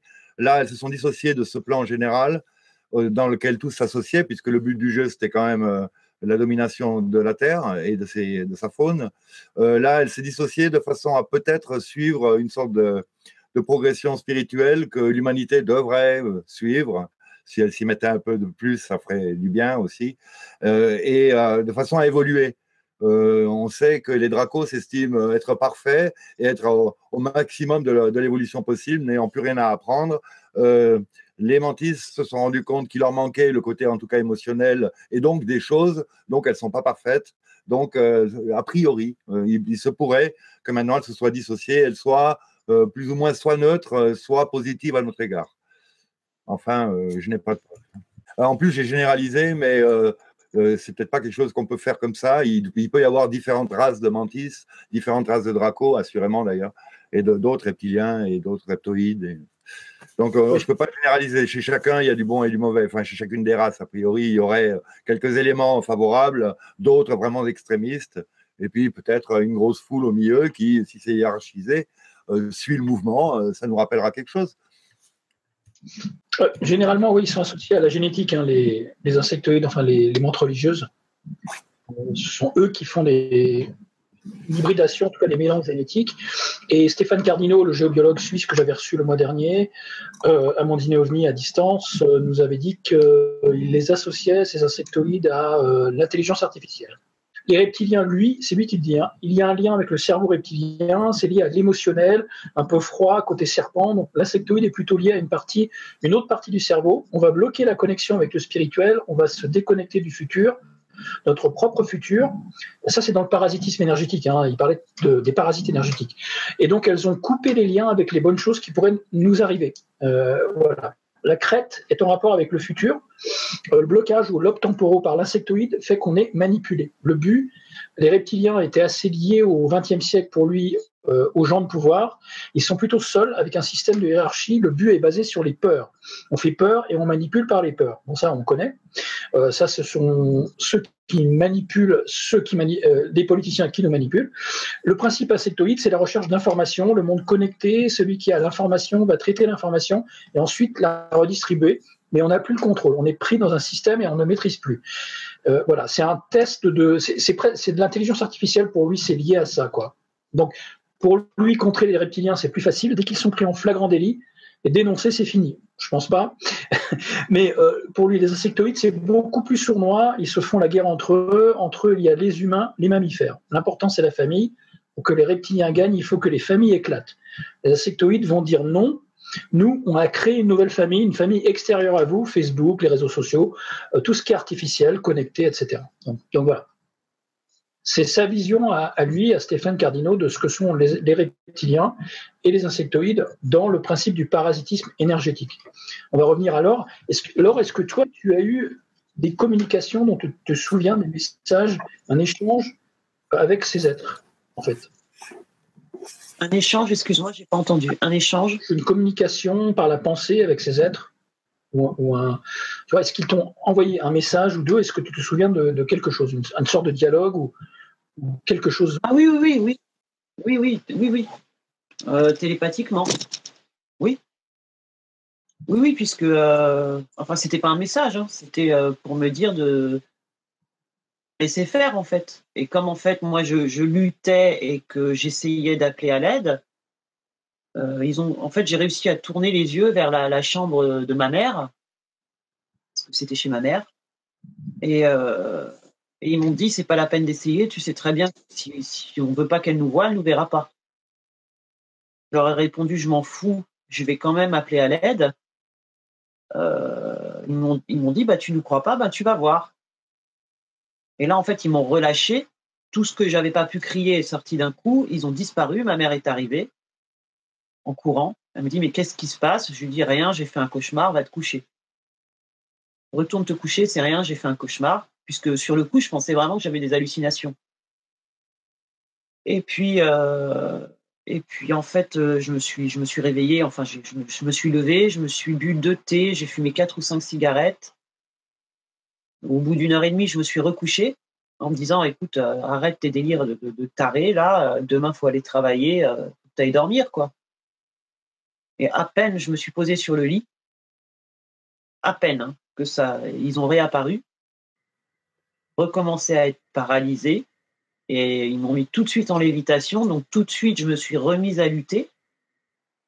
Et ce qui est drôle, c'est que tout de suite, tu es dans un autre état de conscience. T'es plus, c'est-à-dire que là, encore une fois, je savais qui ils étaient. Au moment où, en fait, je suis en lévitation, où ils te mettent en paralysie, tu tombes dans un autre état de conscience. Donc, à ce moment-là, pareil, je sais qui ils sont, qu'est-ce qu'ils veulent, qu'est-ce qu'on va faire. Et surtout, je sais qu'il ne faut pas que j'y aille et je sais qu'il faut que je lutte. Et ils me disent, bah, tu vois, tu ne nous croyais pas. Tu vois bien que si on veut pas qu'elle nous voie, elle nous verra pas. Et tu le sais. Et en fait, il me parlait comme si on avait déjà fait ça plusieurs fois, quoi. Oui, mais c'est excellent, et ça. Puis ensuite, Il te pousse à bout, là. Et en plus, tu sais qu'il y a quelqu'un derrière, que c'est pas toi qui gible, qui a le cerveau qui gible. Donc, ça te permet à un moment donné donc déjà de résister, de lutter, et puis t'en as marre, et un moment, tu es confronté, tu es au bout du mur. De toute façon, ça ne peut pas aller plus loin. Donc là, tu donnes un coup de pied dans la fourmilière, quoi, tu réagis. Et c'est ce que disait peut-être Marc en parlant de Stéphane Cardino, de les mettre à jour. C'est déjà un des premiers pas dans la résistance et dans le regain de liberté, d'autonomie, de volonté, de confiance en soi, du coup, après, je pense. Hein. Ben, moi, je sais pas, moi, en fait, j'ai recommencé à lutter et les deux grilles, en fait, ça les amusait. C'est-à-dire que j'ai utilisé un mot qui a choqué beaucoup de gens quand je l'ai raconté. Ils ricanaient. Oui, mais c'est ta perception. Est-ce qu'ils ricanaient vraiment? Ben non, ils ricanaient pas avec leur bouche, mais émotionnellement, ils ricanaient. Donc, on vient de pas me dire que les grilles, ils ont aucune émotion, parce que si tu ricanes, c'est que tu as des émotions. Et par contre, l'autre entité que je pensais être une menthe, ça l'amusait pas du tout. C'est-à-dire qu'à un moment, il leur a dit, bon, mais là, ça va pas assez vite, j'en ai ras-le-bol, dépêchez-vous un peu. Et c'est là, en fait, qu'ils ont commencé à m'approcher en me mettant des impulsions avec leurs mains. C'est-à-dire que c'était vraiment leurs mains, hein. Ils n'avaient pas une baguette. J'ai eu plein de témoignages où il y a des gens qui disaient qu'ils avaient une baguette. Alors la baguette, peut-être pour te paralyser. Mais par contre, pour me faire décoller, c'était vraiment avec leurs mains, comme un truc un peu électromagnétique. Et comme je luttais, en fait, j'ai rebondi sur sa main. C'est-à-dire que moi, je faisais tout pour pas me laisser emmener, quoi. Et au bout d'un moment, en fait, la menthe, ça l'énervait tellement. Je ne sais pas si ça l'énervait que ce soit si long, ou si c'est les deux qui s'amusaient avec moi qui l'énervaient. Je ne sais pas. Mais il a dit stop, là, maintenant, ça suffit, il faut qu'on y aille. Et donc, là, ils ont arrêté de me donner des impulsions. Le gris, il est venu au-dessus de ma tête, il m'a regardé dans les yeux. Et là, ça m'a anesthésié. Et je ne sais pas ce qui s'est passé après. Mais en tout cas, ça m'a bien foutu la rage, quoi. Ça m'a vraiment énervé, quoi. Alors, en fait, je suis folle de rage. Pour les mains, je confirme, hein, les dernières découvertes là, des corps desséchés de Nazca au Pérou, qui ont 3 doigts, on voit par radio qu'ils ont des implants intérieurs qui sont en fait en métal.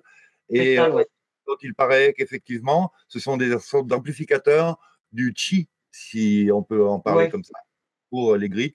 Et ça leur permet donc télékinésie, influence à distance, et énormément d'autres choses, même soigner s'ils voulaient. En fait, c'est une maîtrise d'énergie. Hein. Le chi est très comparable avec les différences de potentiel qui existent sur Terre entre l'air et la Terre. Vous savez qu'il y a un certain voltage au mètre. Hein. Il y a des grilles robotoïdes, il y a des grilles organiques, il y a des grilles. Donc là encore, c'est pareil, on ne sait pas lesquelles sont lesquelles. Et dans certaines expériences, il y a aussi des grilles qui utilisent une baguette comme une espèce de taser à distance, quoi, pour te projeter ou te paralyser, quoi. Donc voilà, est-ce que c'est des implants internes ou est-ce que c'est le psychisme du gris qui a l'air d'être très fort, en tout cas pour hypnotiser et plonger l'abducté dans un état de conscience anesthésié, plus que modifié d'ailleurs, et aussi implanter les souvenirs. Donc là, ils n'ont pas besoin d'implants, hein, à la rigueur. Donc ça, c'est pas. Les implants ne sont pas nécessaires dans tous les cas. Alors, je voulais te poser une question. Qu'est-ce que tu penses de ces abductés qui reçoivent, selon eux, des messages de paix, d'amour, etc., de la part de leurs abducteurs et qui sont là pour nous les transmettre? Pour toi, c'est une pure escroquerie. Tu parles de messages genre faites l'amour et pas la guerre? Oui, c'est ça. On avait reçu sur Miasme Sébastien Martin qui, lui, avait été abducté par des Pléiadiens, etc. Et puis, alors d'un côté, il nous disait que voilà, c'était pour l'avertir, que l'humanité en avait plus que 5 ans à vivre, etc. Et puis, d'un autre côté, quand tu grattais bien, il n'était pas si sûr que ça, qu'il soit si bon et si bienveillant. Ben, moi, je pense que ça fait partie de leur technique de maquillage, en fait. Parce que, imagine qu'il te fasse un truc totalement horrible, mais qu'il soit conscient qu'il va quand même te rester un souvenir. Te laisser repartir avec ce souvenir d'expérience horrible, Bah, c'est facile. Moi, je vais te faire un truc pendant la nuit, tu vas pas t'en souvenir, tu vas ouvrir les yeux, tu vas me dire, mais qu'est-ce que tu fais là? Je vais te dire, bah écoute, je suis venu te donner un message. En fait, je suis quelqu'un de super cool. En fait, bah, fais l'amour et pas la guerre et dis-le à tous tes potes. Tu vois? Par contre, tu te souviens pas que pendant la nuit, je t'ai coupé un orteil, enfin, tu vois ce que je veux dire? Je trouve que c'est hyper facile, en fait, le truc du message. J'en connais plein des abductés avec leur truc de message. Euh, Moi, j'ai le souvenir d'un matin où je me suis réveillée, où j'ai entendu une voix qui m'a donné ce genre de message, et je me suis dit, c'est un piège. Et à l'époque, j'étais pas dans le truc des abductions, j'y connaissais rien, mais intuitivement, je me suis dit, qu'est-ce que c'est que ce truc-là? Ça me paraît pas logique, ça me paraît pas normal. Il semblerait que Enfin, il semblerait que les races qui soient assez élevées pour pouvoir se permettre d'intervenir de manière saine, justement, ne le font pas, parce qu'il ne faut pas intervenir. Il faut que les gens se débrouillent. Donc, ouais. leur intervention serait juste sous le coup de certaines synchronicités, certaines intuitions ou des choses comme ça, mais il n'y aurait pas de conseil direct dans le genre. Sinon, le message écologique New Age, eh ben, en fait, il est très évident. Même les enfants de 5 ans le disent. Hein, ils reviennent de la plage le soir, ils disent mais pourquoi c'est sale? Donc, il n'y a pas, ça n'a rien d'extraordinaire. C'est le plus naturel des messages qui pourrait toucher tout le monde.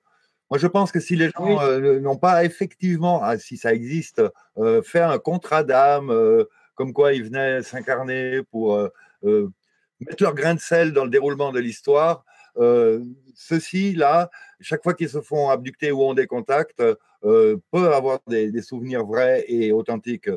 Tous les autres se font plus ou moins abuser, sont des nourritures, des vaches à louche, et donc du coup, on va leur raconter des bobards, on va faire passer la sauce, on va dire Quoi. je vais, C'est je vais vous partout, demander les quoi. impôts, ayez confiance en moi, tout ira mieux avec, je vais résorber le chômage. C'est un Oui, leurre, voilà.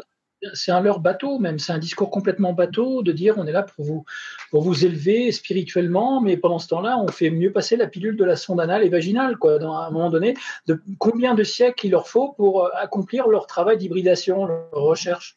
Je veux dire, il y a un moment donné, ils ont toujours été là. Hein, on est vraisemblablement, puisqu'on a fait une émission là-dessus, on est génétiquement créé par eux.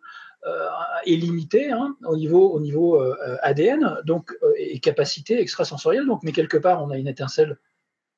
Ouais. Et on les intéresse au plus haut niveau en étant leur batterie. Donc c'est une ferme émotionnelle aussi bien que karmique, que physique, que génétique. Et combien d'années et de siècles il va falloir à l'humain pour comprendre que ces abductions, c'est simplement des prélèvements des fermiers dans la ferme qu'ils ont eux-mêmes bâtis et construits. Cette démarche-là d'abduction, Marc, elle existe a priori depuis des centaines de milliers d'années. Et jusqu'à un certain moment, ça nous a fait passer, il semblerait, selon Bleuette Dio, d'un certain volume crânio à d'autres plus importants et à des capacités conséquentes. Et donc là, depuis 15 000 ans, 12 000 ans, 10 000 ans, ça se passe mal. C'est-à-dire qu'il y a eu des interférences, des hackers qui nous ont dégradés au lieu que de ce coup-ci nous amener à plus de volume de la pinéale ou d'autres choses. Et donc, ça se passe mal. Mais maintenant, ils s'occupent là du véhicule. Nous sommes des entités qui avons une évolution qui normalement est différente et qui, dans un corps humain qui aurait eu subi les abductions normales à but évolutif, positif, tout aurait bien été. Or là, nous, on continue plus ou moins d'avoir de plus en plus de sensibilité humaine, voire, on va dire, divine, hein, sans prétention, mais bon, ça donne la direction, on va dire. Et on se retrouve, par contre, dans un véhicule qui, au lieu de devenir turbo, retombe au diesel, voire même, je sais pas, à la machine à vapeur, à l'huile de vidange. Bah, là, je ne suis pas trop d'accord, je ne sais pas ce que pense Laure, enfin, peut-être que j'ai quelques indices, mais les abductions à but évolutif, c'est un petit peu ce dont parle des fois Rock dans son livre, et puis aussi Nenki au Québec, qui est un abducté, mais moi, franchement, je vais me placer du point de vue du mouton dans la ferme, qui réalise qu'il est un mouton et qui laisse de côté son ego humain, de participer à un grand plan d'évolution extraordinaire au niveau cosmique, ce qui n'est pas le cas puisque tout tourne en boucle. On s'aperçoit qu'on n'apprend rien du tout de vie en vie et qu'on répète les mêmes erreurs et qu'au niveau collectif et social, la mémoire sociale est totalement effacée puisque c'est toujours les mêmes déluges, les resets, les extinctions d'espèces, etc. On n'apprend rien. Donc, où est l'évolution? Montre-la moi. On évolue vers quoi? Mais vers rien du tout. Donc, s'il y a des IT bienveillants potentiellement qui sont là pour nous faire évoluer en nous abductant, donc en prélevant les animaux de la ferme, les moutons de la ferme, pour leur rendre leur mémoire ou les faire évoluer, mais comment? Mais où sont les traces? C'est pas général. On n'évolue pas tout le monde. C'est un petit pourcentage, peu d'élus. Déjà, c'est pas facile. En plus, c'est pénible. Et comment dire, tout le monde n'a pas le même niveau de conscience, de mémoire, de plein de choses. Donc, c'est normal que le dernier arrivé ait tout à apprendre et ne passe pas au supérieur quelque part. Ça, c'est quelque chose que Laure a bien remarqué chez les abductés, elle en connaît pas mal, c'est ce côté, le syndrome de l'élu. Hein. C'est pas le syndrome de Stockholm, parce que là, il est permanent chez les trois quarts, mais le syndrome de l'élu, n'est-ce pas? Il y en a qui se prennent vraiment pour des élus, Laure. Mais alors, par contre, ils te disent que non. Alors, ils disent aux autres abductés qu'il ne faut pas se prendre pour des élus. Mais eux, ils ont un comportement, le comportement de quelqu'un qui se prend pour un élu. Ils sont tous spirituellement hyper élevés. C'est à se demander qu'est-ce qu'ils font au milieu de la population normale. Enfin bon, là, il y en a un, il y a 3 jours, qui m'a sorti. Mais est-ce que vous savez qui je suis? Je lui dis, non. Et puis je vois pas le rapport. Enfin, ça changera rien dans ma vie ni dans celle des autres. Donc, mais sinon, lui, il se prend pas pour un élu non plus. Simplement, quand tu lis ses messages, quand tu lis ce qu'il écrit, ce mec-là, tu te dis, mais c'est hallucinant, franchement. Hein.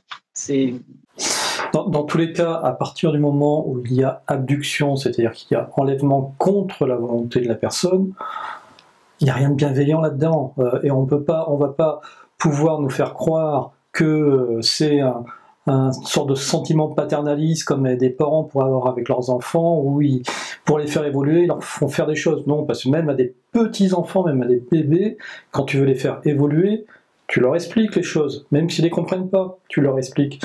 Et tu leur fais pas faire les trucs dans leur dos. Donc, toute cette théorie, effectivement, et je rejoins Marc et Laure, hein, sur l'abduction évolutive pour le bien de l'humanité, il est sûr que voilà, c'est complètement bidon. Si vraiment ils veulent nous faire évoluer, eh bien qui nous le demandent, tout simplement. Et puis il y en a qui auront envie d'évoluer, d'autres non. Je pense que c'est à peu près clair là-dessus. Dans l'abduction, il n'y a rien de bon, et j'ai pas le sentiment, Laure, que toi tu étais très heureuse finalement d'avoir vécu une vie d'abduction. Ah non, mais moi, il y a 4 ans, ma vie, elle a basculé. Hein. Elle a basculé. Tu sais, j'ai failli, je pense que j'étais près de l'asile psychiatrique. Hein. Vraiment. Hein. J'étais terrorisée, en fait. Hein. Je dormais vraiment pendant 2 ans, j'ai dormi 2 à 3 heures par jour, maximum. Ma vie sociale, elle était compliquée parce que je voulais pas dormir la nuit, ou 6h30 du matin. Donc du coup j'étais fatiguée. Quand tu es fatigué, t'es pas ouvert aux autres, tu travailles mal, tu vas au boulot, tu es fatigué quand tu arrives à en trouver, parce qu'il faut voir la tronche que tu as quand tu dors depuis 1 an 2 heures par nuit, quoi. Enfin bon. Et en plus, ceci dit, j'ai remarqué quelque chose chez les abductés. Pour reparler du truc des élus. Après, c'est juste une remarque personnelle. Hein. Peut-être que vous en connaissez, mais moi, j'en ai... Alors, j'espère que les abductés vont pas mal le prendre. C'est pas une critique, c'est pas pour être méchante. Mais quand tu vois, par exemple, dans les groupes d'abductés, je sais qu'il y en a qui vont hyper mal le prendre, mais tant pis, je me lance. Dans les groupes d'abductés, imaginons un groupe de 20 personnes dans un café. OK ? Avec des différences d'âge, de niveau social, de culture, etc. On va dire que sur 20 nanas, tu as toujours une nana qui sort du lot, qui est toujours je veux dire, qui est vraiment très belle ou très intelligente, où tu as toujours un mec qui sort du lot. Ok? Bah, je suis désolé, chez les abductés sont des gens qui sont pris dans une espèce de norme. On est tous dans une norme intellectuelle, physique, sociale. Moi, je ne connais pas d'abducté richissime. Je ne connais pas d'abducté qui soit mannequin ou top modèle. Je ne connais pas d'abducté qui soit Einstein.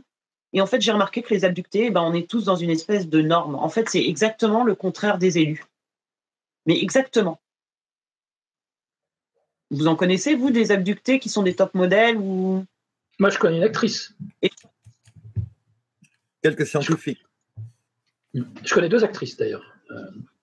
Mais 2 actrices qui sont plus belles que la norme ou... Ah, c'est pas une question de beauté, c'est une question de notoriété plutôt. Mais ça dépend voilà. si c'était norme physique, intellectuelle, sociale. Tu vois, moi, je connais aucun abducté qui est milliardaire. Je connais aucun abducté qui a un cerveau tellement énorme qu'il est employé par des boîtes gagne je ne sais pas combien parce que son cerveau est tellement intelligent que non. Ouais, moi, je connais aucun abducté comme ça.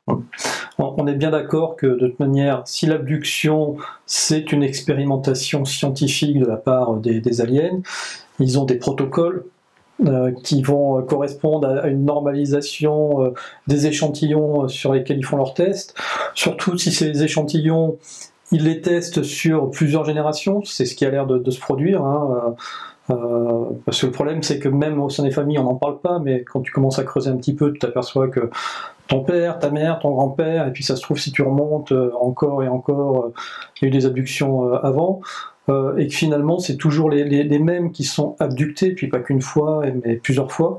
Donc oui, moi je rejoins un petit peu ton avis là-dessus. On n'abducte pas des élus, on abducte effectivement des gens qui correspondent à la norme de l'expérimentation scientifique. Alors, moi, je mettrai un bémol là-dessus par rapport à mes expériences anglo-saxonnes. Chez certains hypnothérapeutes, il y a des abductés, donc elles sont un petit peu plus au-dessus de la moyenne au niveau intelligence, et aussi même chez les politiques d'ailleurs, qui ne sont pas plus intelligents, mais qui sont... il y a le fameux cas du Javier Pérez de Cuellar, là, le gars de l'ONU, avec l'affaire du pont de Brooklyn à New York, écrit par Bob Hopkins dans son livre, sur l'abduction du pont de Brooklyn. Il y a dans certaines vedettes du showbiz qui ne sont pas forcément des intellectuels, il y a des abductés aussi. Je pense qu'à tous les niveaux, en tout cas du côté anglo-saxon, moi je connais des abductés dans toutes les couches sociales, en tout cas. Il y a des abductés, voire des possédés. Oui, aussi d'ailleurs. Oui, exactement. Ça va de pair quelquefois. La ligne est très fine entre la possession démoniaque du bas astral et certaines abductions. Oui, mais tous ces gens-là, ils ont été abductés peut-être avant d'atteindre leur notoriété sociale. Non. Un professeur d'Harvard aussi, je crois que c'est Ralph Steiner. Non, il y a un peu de tout, mais en France, peut-être qu'en France justement, on choisit plutôt ou alors est-ce qu'il n'y a pas trop de moutons récalcitrants ou des gens qui veulent témoigner en dehors de leur couche sociale en France, de peur de perdre leur petit confort, leur zone de confort matériel et leur bien matériel. Ça, c'est aussi possible. Et je pense que ça doit être le cas. Mais est-ce que l'abduction, elle arrive à des personnes comme ça dans la fleur de l'âge et jamais avant quand ils étaient petits, ou est-ce que si tu prends n'importe quel abducté, finalement, dès que tu grattes un peu, tu t'aperçois qu'ils ont été abductés pendant leur adolescence, pendant leur enfance, etc. Ça dépend petit. Et l'implant, justement, fait oublier, enfin moi, c'est mes observations, après je laisserai alors dire son avis là-dessus. L'implant, d'ailleurs j'en ai reçu plusieurs, le fameux Robert de l'Aveyron, qui lui, à cause de son implant, n'a pas été autorisé à parler pendant des décennies de son expérience je dirais d'abduction, mais lui considère que c'est peut-être un petit séjour, une villégiature d'un an, presque un an, dans une base extraterrestre dans la vallée du Ladakh au Tibet, dans les années 60-70, volontaire pour lui. Mais en tout cas, il n'en a pas parlé pendant des décennies.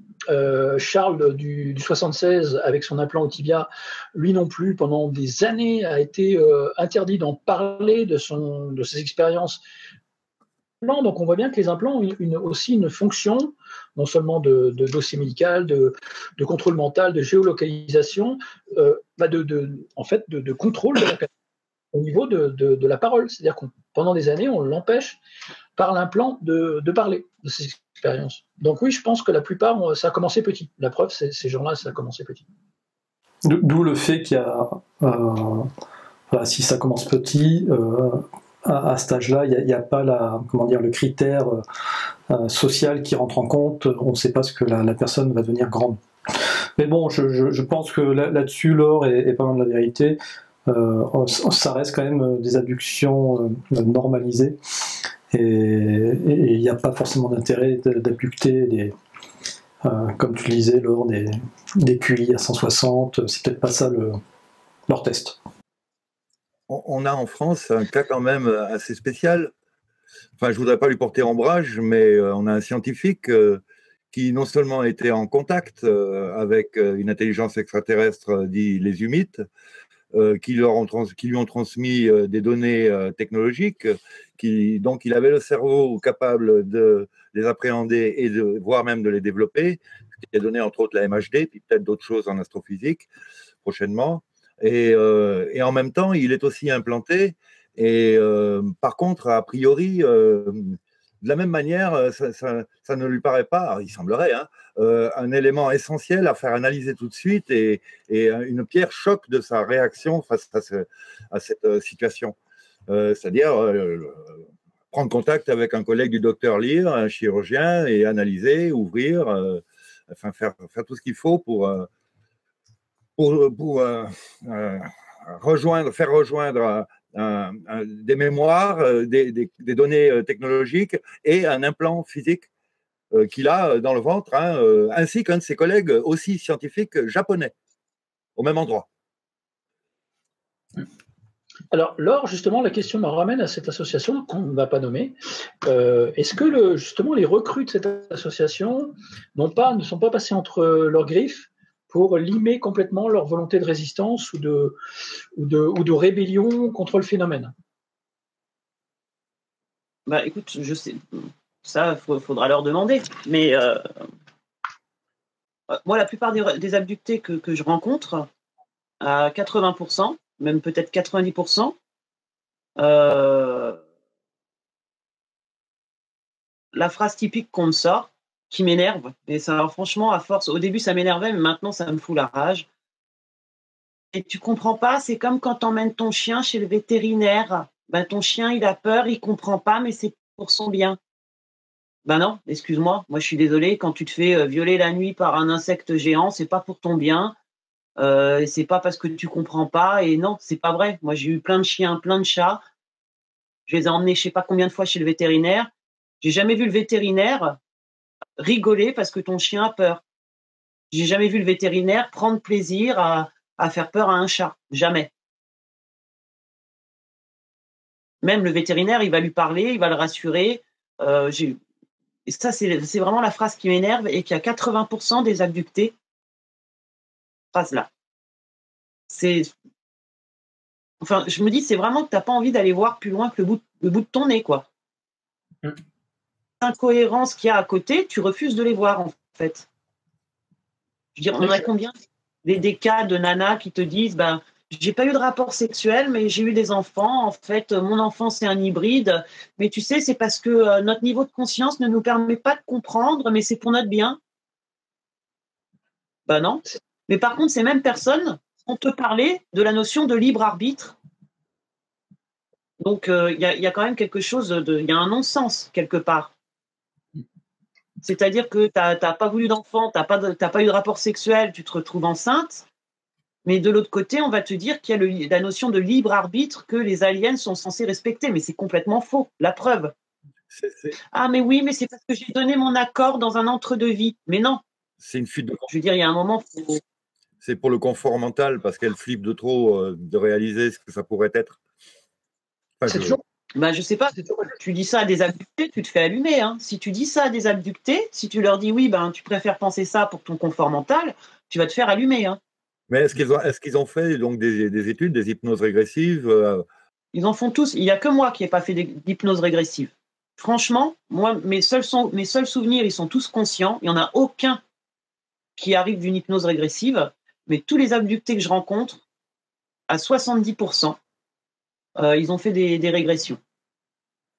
Oui, je connais des gens qui sont contre les régressions, hein. Ils disent que ça permet une relation interhémisphérique cérébrale qui n'est pas souhaitable. C'est-à-dire que ce n'est pas les mises en rythme avec phi entre les deux, enfin, comment on appelle ça, la cohérence cardiaque et la cohérence hémisphérique. Ce n'est pas ce cas-là, hein. Donc, a priori, après, on perdrait un contrôle et l'avantage d'avoir donc ce cerveau gauche et cerveau droit, qui est une qualité assez particulière dans la galaxie. Il semblerait qu'il n'y ait que l'humanité qui l'ait. Les autres, ils n'ont pas cette division c'est peut-être pour ça qu'on déconne, hein. C'est peut-être parce qu'on ne l'a pas, en fait. Et c'est peut-être pour ça qu'on est la cible des prédateurs aussi. Mais une fois qu'on la réalise de manière contrôlée et volontaire, là, par contre, ça dépote, hein. Boum. Oui, mais en fait, je pense pas que ce soit pour ça qu'on soit les pirates laboratoires des aliens, hein. Parce qu'il y a toujours, il y a 3 ou 4 thèmes récurrents dans les histoires d'abduction qui sont toujours les mêmes. Et c'est la génétique, tout ce qui est génétique, ADN, hybridation, machin. Tu as le délire des messages aussi. Mais moi, à mon avis, le délire des messages cache autre chose. Pour moi, c'est pour cacher, dissimuler autre chose. Bon. Mais c'est quand même une thématique qu'on retrouve hyper souvent. Et je pense que cette thématique-là se passe le plus souvent sur le plan éthérique, où ils aiment, ils ont une curiosité par rapport à notre émotionnel. Les épisodes de fausse réalité où ils se déguisent en un proche que tu aimes, pour qui tu as des sentiments, c'est vraiment pour tester ton émotionnel. Je pense qu'ils étudient l'émotionnel ou l'âme, peu importe, parce que c'est relié. Et il y a une autre thématique qui revient super souvent, c'est les thématiques de viol, en fait. Mais là, on ne parle pas ni d'ADN, ni d'hybridation, mais vraiment de sexualité, de tests sur la sexualité, en fait. Ils s'en nourrissent, oui, effectivement. Eve Lorgen a fait des études là-dessus, sur des cas où littéralement, on faisait faire l'amour à 2 abductés à bord d'un vaisseau, et une sorte d'énergie bleue s'en dégageait, et les autres êtres autour, extradimensionnels ou extraterrestres, s'en nourrissaient, s'en délectaient, quoi, se rechargeaient avec. Ouais. Et en fait, je pense que c'est les 4 seuls thèmes qu'on retrouve dans les abductions. Je ne retrouve pas d'autres thèmes. J'ai beau lire des témoignages et des témoignages et des témoignages, on retombe toujours sur un de ces 4 thèmes-là. Tu as parlé de l'hybridation en vue de nous remplacer quelque part. Je ne sais pas si c'est pour nous remplacer, mais voilà, c'est l'hybridation, l'ADN, la génétique, c'est le premier thème le plus courant. Ensuite, c'est tout ce qui porte sur l'étude de notre émotionnel ou de notre âme. Et je pense que ça, c'est plus souvent les abductions éthériques, en majorité. Tu as aussi le thème, le thème de l'étude de la sexualité, qui peut être hyper violente. Et il y a le thème des messages. Mais je pense que les messages, c'est une espèce de dissimulation, comme une mémoire écran. Oh oui, bon, le message, c'est bon si tu abductes le président ou un ministre. Même, parce qu'au milieu des messages, en fait, je ne sais pas si tu as remarqué, mais quand ils délivrent des messages à un abducté, alors ils vont te dire même des informations, parce que souvent c'est un mélange de messages et d'informations, comme avec Jean-Pierre Petit par exemple. Il va y avoir 10 phrases, 10 révélations qui sont correctes, et au milieu des 10, tu en as une qui est fausse. Pourquoi est-ce que c'est comme ça systématiquement? Pour qu'on reste en éveil et qu'on ne gobe pas tout cuit, qu'on ne soit pas dépendant, pour que finalement on reste en alerte. Non, ou il a peut-être juste dit des conneries, comme tout le monde au bout d'un moment. Sur 10 phrases, tu es capable d'en dire une qui est complètement fausse. En géopolitique, c'est la confusion, c'est tous les informateurs des programmes qui viennent nous dire 9 infos vraies et une fausse pour semer la confusion, et et totalement décrédibiliser le message, en fait. Et donc, on ne sait plus quoi penser. Alors, moi, tu sais, Laure, finalement, par rapport à tout ce que tu as décrit depuis le début, l'abduction, ça me fait tout simplement penser à la drogue du violeur, tu sais. Ça peut être ton meilleur copain ou un inconnu qui passe, qu'importe. Il va te mettre de la drogue du violeur dans ton verre, tu vas plus te souvenir de rien, il va te faire l'amour, mais alors comme un dieu. Mais vraiment, comme tu n'auras jamais fait l'amour avec n'importe quel de tes partenaires dans ta vie, tu te réveilles, tu te rappelles plus rien, mais ça reste quand même un viol, quoi, malgré tout. Et l'abduction, moi, ça me fait penser à ça, et on aura beau dire, beau faire, c'est un viol de votre intimité, c'est un viol de votre libre arbitre, c'est un viol de votre volonté, et il n'y a rien qui peut sortir de bon de l'abduction. Non, mais c'est clair. Et en fait, moi, je pense que la façon dont ils s'y prennent pour nous programmer et pour faire qu'on se souvienne de rien, ils utilisent l'hypnose. C'est pour ça que je disais qu'à la fin j'ai lu dans beaucoup de témoignages qu'à la fin des expériences, il y a énormément de gens qui déclarent qu'il y a une grande entité qui leur dit en tout dernier, vraiment juste avant que ça se termine, tu oublieras tout, tu ne te souviendras de rien. Ou alors, tu te souviendras lorsque ce sera nécessaire. C'est-à-dire que s'il ne te donne jamais le stimuli du nécessaire, tu ne te souviendras jamais, en fait. Si c'est jamais nécessaire que tu te souviennes, tu ne te souviendras pas. Et en fait, je pense que ces gens-là, les abducteurs, les aliens ou ce que tu veux, les militaires, je pense qu'en fait, ils utilisent tous la même technique. Ils utilisent simplement l'hypnose. Mais vraiment, hein. Et du coup, je me dis, mais pourquoi on ne ferait pas pareil? Gestion hypnotique.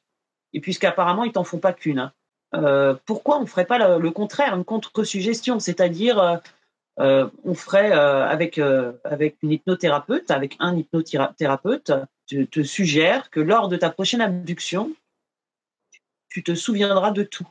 Et même aller beaucoup plus loin. C'est-à-dire que si ça fonctionne, proposer, suggérer par exemple, lors de ta prochaine abduction, quand tu seras dans un moment parce qu'il ne faut pas que ce soit dangereux, il ne faut pas mettre non plus les gens en situation de danger, mais quand tu penses que tu seras dans une situation où il n'y aura aucun danger, entame la conversation avec l'entité en face de toi, souviens-toi de tout. Parce que, imagine que ça marche, ça. On pourrait aller, alors, je vais donner un exemple. Alors, c'est juste pour donner une image, c'est pour illustrer mon propos. Ok ? On peut faire plein de trucs. On peut dire à un abducté, écoute, la prochaine fois que tu te fais abducter, tu prends les commandes de l'OVNI, tu le voles et tu vas te poser place de la Concorde. Tu vois ce que je veux dire ou pas ? Oui, clairement. Mais tu sais, ça me fait penser à un très très bon épisode de Doctor Who, où il lutte contre le silence. Le silence, c'est quoi? C'est une race extraterrestre. Oui, je l'ai vu. Hein, c'est quand tu les vois, du coup tu paniques parce qu'en plus ils ont une sale gueule, etc. Tu t'aperçois qu'ils sont là, tu as bien confiance, tu peux discuter, tu peux tout faire, et dès que tu détournes le regard de leurs yeux, tu les oublies complètement et tu te rappelles plus du tout ce qui s'est passé. Et donc du coup ils ont trouvé une sorte de technique, c'est qu'à chaque fois ils prennent un marqueur et puis dès qu'ils les voient, pouf, ils se mettent une petite marque, voilà. Et puis bon, à la fin, ils les piègent aussi un petit peu de la façon dont tu le décris. Finalement, ils atterrissent pas sur la place de la Concorde, mais ils arrivent quand même à les piéger à leur propre jeu. Et ça ressemble un peu à ça, l'abduction. C'est dès qu'on détourne le regard, c'est plus rien.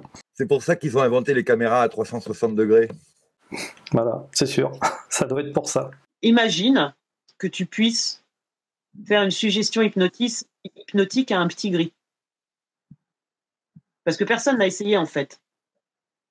Et en fait, ce que j'ai remarqué, c'est que lors des abductions éthériques, quand ils se déguisent, parce qu'en fait, ils se déguisent, ils prennent l'apparence de personnes envers qui tu as beaucoup de sentiments. Moi, ils m'ont fait avec ma grand-mère, avec ma tante.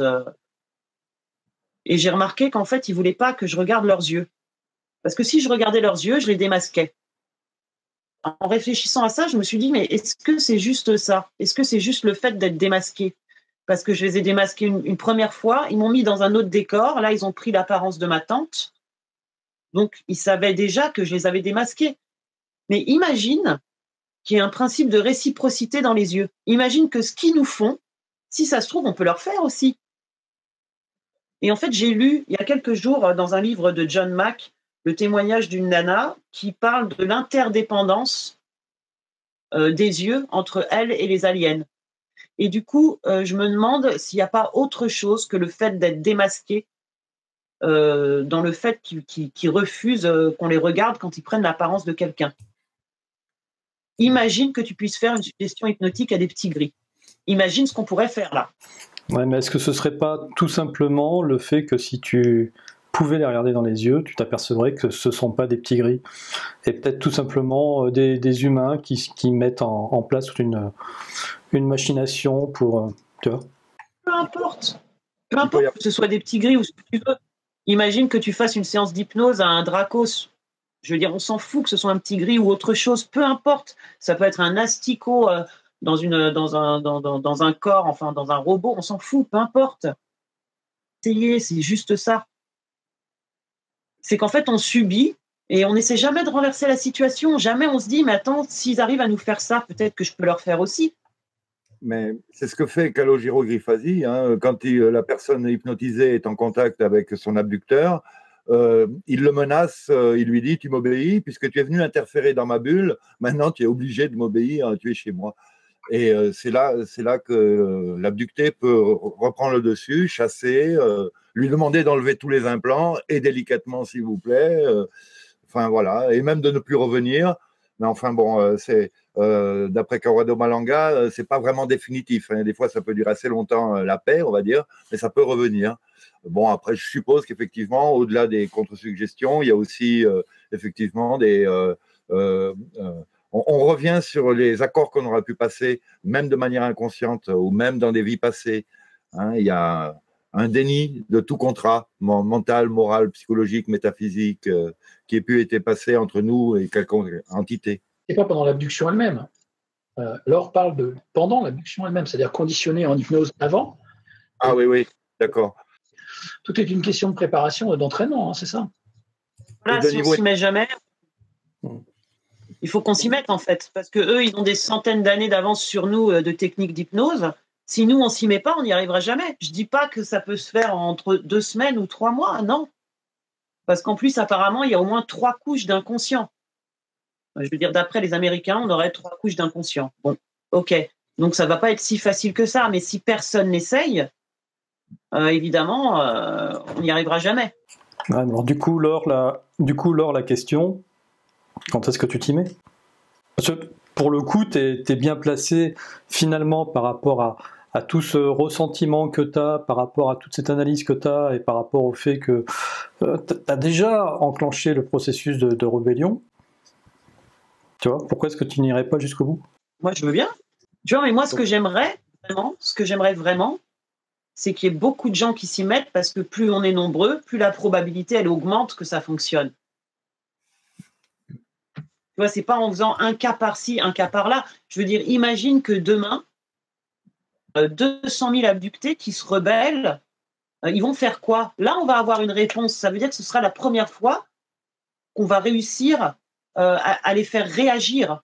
Si cette méthode marche avec les abducteurs extraterrestres ou militaires ou humains ou interdimensionnels ou du bas astral, etc., il faudrait l'appliquer à toute la société, parce que la société est dans une hypnose collective totale. C'est-à-dire que le jour où on apprendra à conditionner les gens à ne pas obéir aux ordres débiles venant des 1% qui nous dirigent, hein, les escrocs qui nous dirigent, les psychopathes qui nous dirigent et nous exploitent, là, on pourra basculer vers un monde meilleur. Ça aussi, c'est une solution sociétale, quelque part. Oui, mais en fait, on peut l'appliquer pour plein de choses. Mais moi, je suis vraiment persuadée que les aliens, ce qu'ils utilisent comme technique, à part les implants, je ne parle pas des implants, en dehors des implants, ce qu'ils utilisent, c'est l'hypnose. Pour moi, c'est une évidence. C'est vraiment une évidence. C'est sûr. Et nous, on sait le faire, en fait. On sait le faire sur des humains. Après, je ne dis pas que c'est la même chose dans les cas d'abduction, mais pour découvrir les techniques, il faut déjà essayer. On ne peut pas... Je veux dire, si personne veut essayer, c'est sûr, on n'y arrivera jamais. Ouais. Bon, ben écoute, il n'y a plus qu'à faire appel à Mesmer. Non, des hypnothérapeutes qui veulent bien le faire, tout simplement. Oui, c'est le mot. Ok. Bon, en tout cas, voilà, le sujet est assez vaste. Je pense qu'on a, en tout cas, abordé tout ce qu'on voulait aborder. À la question que on se posait au tout début de la conversation, c'est est-ce que Laure est une abductée, disons quelqu'un qui aurait eu juste une image implantée en elle de souvenirs afin de créer, de générer comme ça de la nourriture pour prédateurs psychiques, ou est-ce que elle a été réellement abductée. Honnêtement, suite à notre conversation, moi j'opte vraiment pour la deuxième solution, c'est que tu as réellement vécu ce que tu as vécu, d'autant plus qu'il y a beaucoup de corrélations à côté avec des phénomènes paranormaux aussi que tu as vécu. Est-ce que les deux d'ailleurs sont liés? Ça pourrait faire l'objet d'une autre émission. En tout cas, Laure, eh bien, merci d'être venue témoigner. J'espère que ça servira à des personnes qui l'ont vécu comme toi, ou qui pourraient avoir des gens dans leur entourage qui ont vécu une abduction, et puis que ça fera peut-être avancer la cause, hein, ta solution de contre-suggestion par une voie hypnotique peut vraiment être intéressante, et effectivement pourrait marcher si elle était appliquée par un nombre important de personnes. J'espère. Il faut du courage parmi le déni global des abductés sous anesthésie du syndrome de Stockholm, hein, donc surtout en France. Alors bravo à toi, vraiment je t'encourage à continuer sur cette voie-là. Merci. D'ailleurs Marc, j'avais une petite question à te poser. Tu t'es fait abducter ou tu t'es endormi la tête sur ta plaque chauffante? Non, je suis abducté par les UV à Barcelone en fait. Donc voilà, de lucite solaire. C'est pas une luciole, c'est une petite lucite et ça va passer. C'est pour ça que je me tourne de ce côté-là. Il y a un côté catalan et un côté espagnol. Un côté égyptien et un côté espagnol. C'est ça. Ok, bon, en tout cas, je te remercie d'être venu, et puis on se dit à très bientôt pour ton prochain dîner OVNI du mois de décembre. Oui. Tu connais pas encore l'invité de décembre? Non. Le Père Noël, peut-être. Ah ouais. Pam, tu veux venir? Je trouve très sympa, moi, cette idée-là de contre-attaque, et à défaut de pouvoir les hypnotiser, on pourrait au moins les enivrer, ce qui provoquerait ce qu'on appellera une déchirure des abducteurs. Je crois qu'ils ne consomment rien du tout, en fait. Bon, allez, on va conclure. Laure, est-ce que tu as une dernière chose à nous dire avant qu'on referme ce chapitre? Non, parce qu'il y a trop de choses à dire. D'accord.